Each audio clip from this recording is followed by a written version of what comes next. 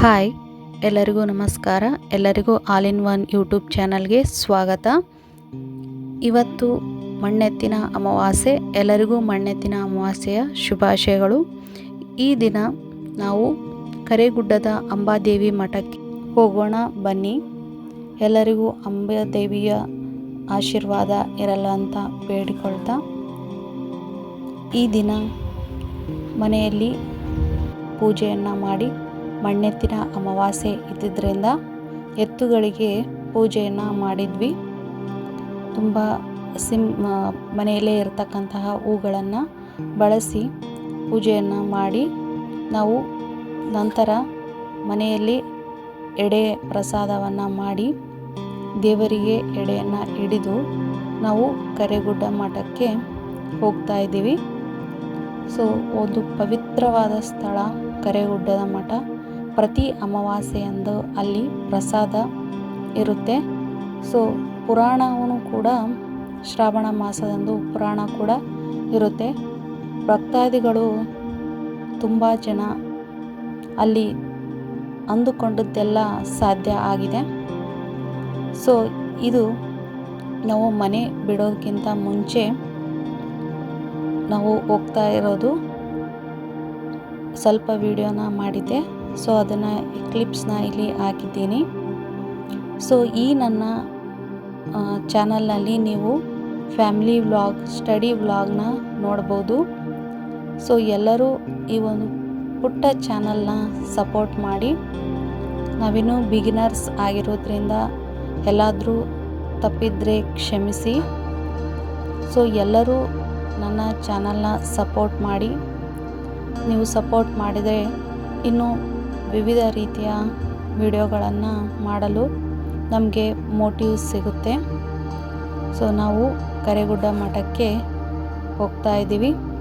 So ಅಲ್ಲಿ ನಾವು ದೇವಿಯ ದರ್ಶನವನ್ನು ಮಾಡೋಣ, ಜೊತೆಗೆ ಪ್ರಸಾದವನ್ನು ಸ್ವೀಕರಿಸಿ ಮನೆಗೆ ಮರಳಿ ಬಂದೆವು. ಸೊ ಇಲ್ಲಿ ನಾವು ಇವತ್ತೊಂದಿನ ಅಲ್ಲ, ನಾವು ಪ್ರತಿ ಅಮಾವಾಸ್ಯೆಯಂದು ನಾವು ಅಂಬಾದೇವಿ ಮಠಕ್ಕೆ ಹೋಗ್ತಾ ಇದ್ದೀವಿ. ದೇವಿಯ ಶಕ್ತಿ ಅಂತಕ್ಕಂಥದ್ದು ಅಗಾಧವಾದದ್ದು. ಪುರಾಣದ ದಿನದಂದು ಸಾವಿರಾರು ಭಕ್ತರು ನೆರೆದಿರ್ತಾರೆ. ಸೊ ಅಲ್ಲಿ ರಾತ್ರಿಯ ವೇಳೆ ತುಂಬ ಚೆನ್ನಾಗಿ ದೇವಿಯ ಒಂದು ಕಥೆಯನ್ನು ಹೇಳಲಾಗುತ್ತೆ. ಅದರ ಜೊತೆಗೆ ನಮ್ಮ ಶಿವ, ವಿಷ್ಣು ಮತ್ತು ಪಾರ್ವತಿ, ಬ್ರಹ್ಮ, ವಿಷ್ಣು, ಶಿವ, ಪಾರ್ವತಿ ಎಲ್ಲರ ಒಂದು ಕಥೆಯನ್ನು ಕೂಡ ಹೇಳಲಾಗುತ್ತೆ. ಮಹಿಷಾಸುರ ಮರ್ದನರ ಕಥೆಯನ್ನು ಕೂಡ ಅಲ್ಲಿ ಹೇಳಲಾಗುತ್ತೆ. ಸೊ ತುಂಬ ಚೆನ್ನಾಗಿರುತ್ತೆ. ಮುಂದೊಂದಿನ ಪುರಾಣಕ್ಕೆ ಹೋದಾಗ ನಾನು ಆ ವಿಡಿಯೋನ ಹಾಕ್ತೀನಿ. ಸೊ ಇಲ್ಲಿ ಎಂಟ್ರೆನ್ಸ್ಗೆ ನಾವು ಕರೇಗುಡ್ಡ ಮಠದಿಂದ ನಾವು ಸೀದಾ ಮಠಕ್ಕೆ ಬಂದೆವು. ಮಠದ ಜಾಗ ತುಂಬ ದೊಡ್ಡದಾಗಿದೆ. ಸೊ ಇಲ್ಲಿ ನಳದ ವ್ಯವಸ್ಥೆಯೂ ಕೂಡ ಇದೆ. ತುಂಬ ಭಕ್ತಾದಿಗಳು ಇಲ್ಲಿ ಬರ್ತಾರೆ. ಸೊ ಇಲ್ಲಿ ನಾವು ಮಠದೊಳಗೆ ಹೋಗ್ತಕ್ಕಂಥದ್ದು,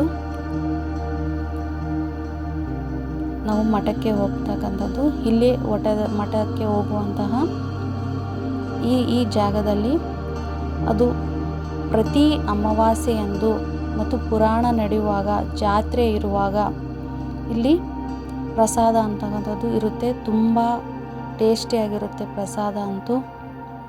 ಸೊ ಈ ದಿನ ನಾವು ಹೋದಾಗ ಹುಗ್ಗಿ ಮತ್ತು ಅನ್ನ ಸಾರು ಪ್ರಸಾದವಾಗಿ ನಾವು ತಗೊಂಡ್ವಿ. ಸೊ ಇಲ್ಲಿ ಮಹಾಂತೇಶ ತಾತನವರ ಗದ್ದಿಗೆಯನ್ನು ನೀವು ಇಲ್ಲಿ ನೋಡ್ಬೋದು. ಮತ್ತು ಇದು ಗುಡಿ ಒಳಭಾಗ ಹೋಗುವುದು. ಸೊ ಮಹಾಂತೇಶ ತಾತನವರ ಗದ್ದಿಗೆಯ ಹತ್ತಿರ ನಾವು ಕಾಯಿಯನ್ನು ಒಡೆಯಬೇಕಾಗುತ್ತೆ. ಸೊ ಈ ಮಠದ ಒಳಗೆ ಎಂಟ್ರೆನ್ಸ್ ಇದೆ. ಇಲ್ಲಿ ತಾತನವರ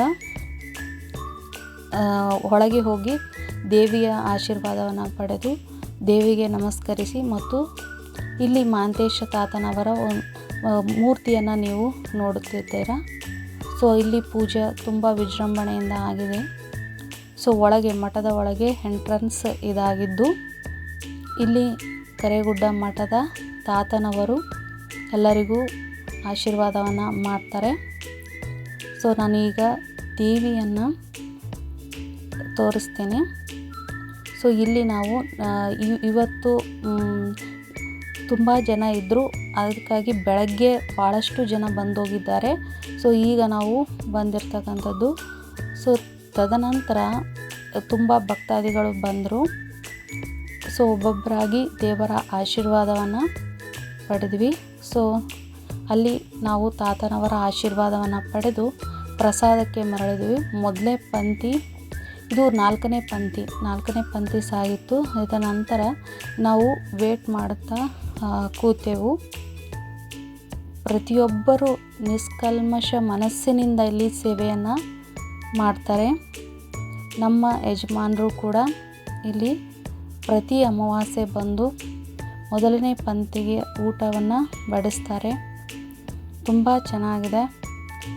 ಇಲ್ಲಿ ತುಂಬ ಚಿಕ್ಕ ಹಳ್ಳಿಯಾದರೂ ತುಂಬ ಪ್ರಸಿದ್ಧವಾದ ಸ್ಥಳ ಅಂತ ನನಗೆ ನನ್ನ ಗಂಡನ ಮನೆಗೆ ಬಂದ ಮೇಲೆ ಗೊತ್ತಾಯಿತು.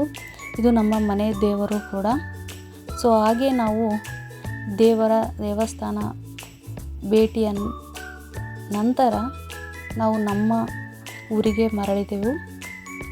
ಸೊ ಈ ವಿಡಿಯೋ ನಿಮಗೆ ಇಷ್ಟ ಆಗಿದ್ದರೆ ಎಲ್ಲರೂ ನನ್ನ ಚಾನಲ್ನ ಲೈಕ್ ಮಾಡಿ, ಶೇರ್ ಮಾಡಿ ಹಾಗೂ ಕಮೆಂಟ್ ಮಾಡಿ.